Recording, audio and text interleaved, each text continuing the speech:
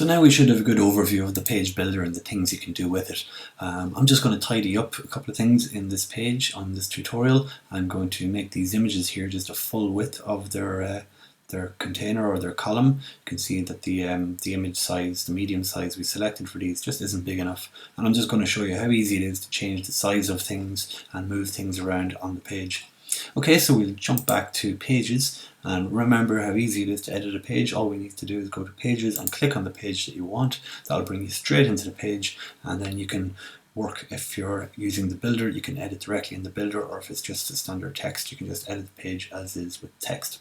So I'm going to edit these images, and I'm going to look for their image size, which is here. So I'm just going to remove the image and re-add it again. So that brings me straight to the media library. I'm going to select the image, and instead of selecting the medium size, which is 300 pixels, which is 300 pixels to here, we want it to go out to here, so it kind of levels off. So the next size up is 800, so we're going to select that and insert that into the post. So it's going to be a bit bigger, but Avada will resize it to that column, so it's not going to exceed that column, so it shouldn't be too much of a problem. So I'm just going to remove it and re-add it, that image there, and select 800. And it's actually already remembered our selection of full size because we've just used it for a previous image. So I can go into our last image now, remove, upload, select our image size is full size, insert that into the page, click save, and that should be that done for us. Okay, so I'm going to continue working on the page before I save it and update it to see the changes. I'm going to add in I'm going to make these columns here a little bit bigger and this one a little bit smaller. So let me see, I'll go down to my second container, and I'm going to make these from 1/2 to 2/5, and I'll make these 3/5. So they're a bit bigger now. What else would we like to do? Let's just add some buttons to these guys here. So imagine if these were some sort of products. Well, you'd want a button or a call to action underneath each of these, and they're very close then to this container here, so we might just space that out a little bit as well. So I'm going to come up here to the very top, and I'm going to add a new element into this column, and I'm going to make it a button, and we can give the button a URL. So in here is where we paste in the page or whatever. So I'm just going to leave that empty. I'm just going to use the hash symbol, but you know now what to paste in there or where you want it to go. Read more is going to be my text, and I'm just going to say save. And now we have a button in there. So I'm going to duplicate that a couple of times, click and drag, click and drag. Now we have 3 buttons. And now what I want to do is I want to offer a bit of space between this column and this column. So we can either edit this column, or sorry, this container or this container, either or. So I always like to work on the container that I'm in. So I'm going to click edit, and I'm going to go to design, and I'm going to set the margin for the bottom, the arrow pointing down, and I'm going to give us a 30 pixel breather there. So that will increase the space between this by 30 pixels.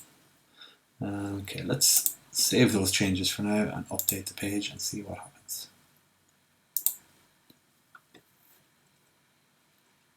Okay, so here's our buttons. They look good. And we have our spacing. We could probably do with another bit of spacing there. And we can see that these have resized as well. So these are taking up more of the page than our tabs option is. Okay, so to space that out a little bit more, instead of using more padding, what I might do is show you another thing you can add. So you can click on columns again, and we'll add a full width column. And now we have a new column here, and in that column we can add what's called a separator. And we can have a style to that separator, so we can have it like a border or something like that, or a double border, or no style at all. Let's put in a single border dashed.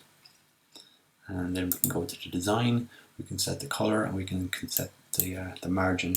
So again, I'm just going to say 30 pixels on top, 30 pixels on bottom, and that'll just leave us then with a nice border in between, and even on that border we can have a nice image. So let's use a star.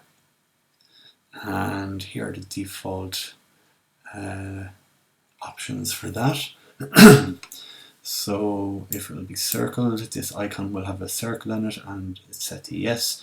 The background color of that will be black, and a separator width, so we can actually set if we want that to be the full width of the page, or let's just say about 60% of the page, so I can put in a percentage there, and the alignment is going to be left.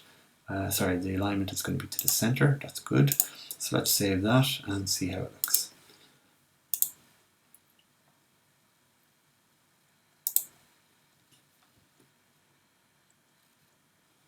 And there's our separator. So that spaces that content out a little bit for us.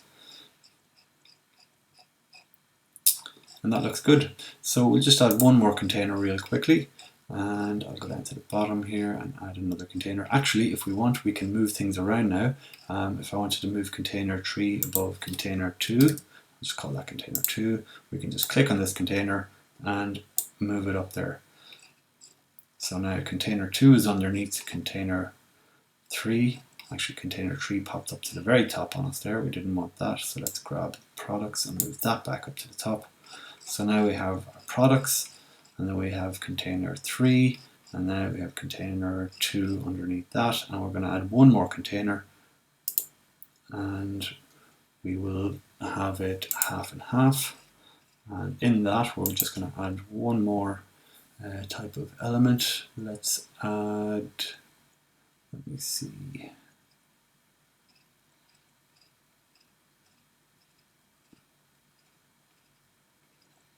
I'm looking for content boxes. Okay, so let's add one, and we'll say this is the title. And we'll leave everything by default for now, just so we see what it looks like. We give it an icon. We don't want the icon to flip. We don't want the icon to rotate. We don't want it to spin. So we're just going to leave all of these as they are. And we'll put in some dummy text. And we can have a read more link then as well. So we can have a read more link go to somewhere. Let's do that. And then once we add in read more, we can put in some text. And we can say, yeah, read more. And we can decide if that wants to open on the same window or on a new window. So if that was linking to an external website, we'd set it to new. Let's just assume we're linking to the contact page or to a product or something on a website or a service. So we'll say same window, and let's save that. And our box layout, there's lots of different types of boxes layouts, so you can play around with those and see which one you prefer. I'm just going to stick with the classic for now. We'll leave it at one column because we only have one box. Or if you wanted, you could actually duplicate that and add two boxes, one underneath the other in one column. So I'll leave that just to see what it looks like. I'll save that. So that's that column looked after now. Let's add one more thing to this, and we will add, let me see,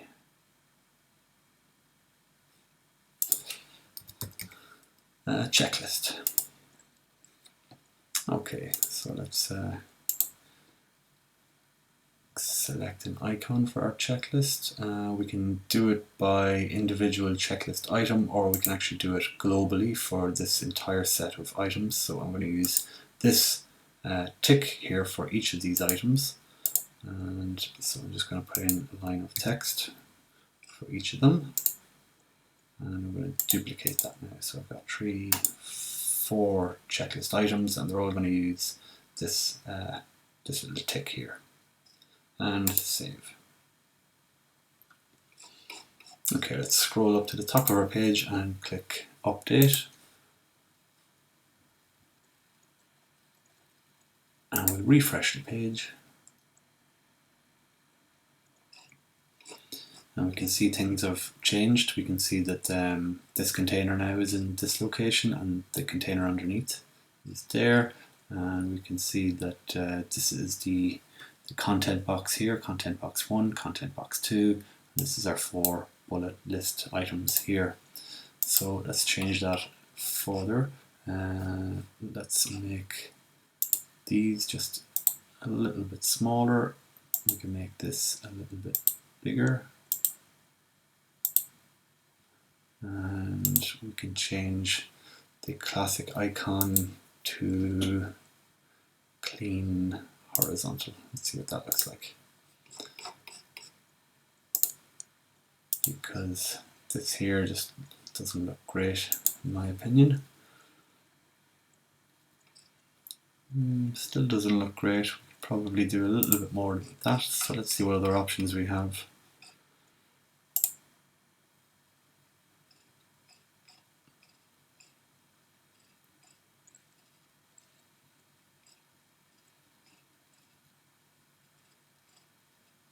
Link type. Let's make the link a proper button rather than text for a start.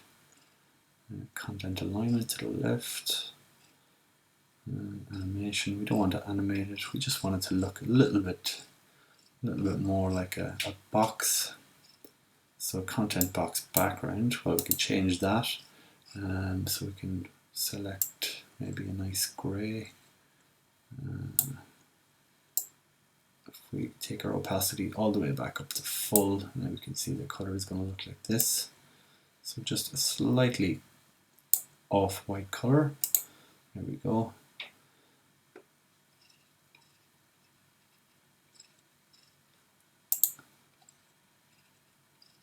Yeah, we'll stick with that. That might look a little bit nicer.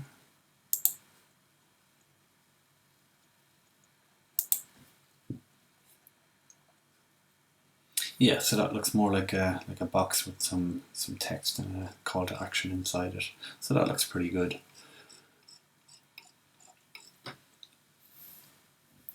Okay, so that concludes the Avada Team Builder. I'm not going to get too much more bogged down in it.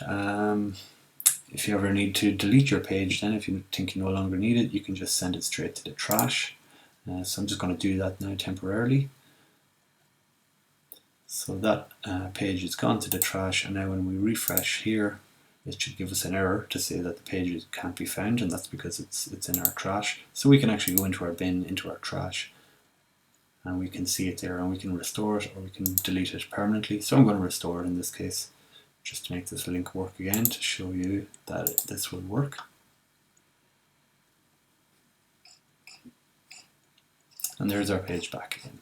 So that's how easy it is to build up a page in Avada and make it nice, and it's also responsive as well. So when you resize down, all the content resizes with the screen.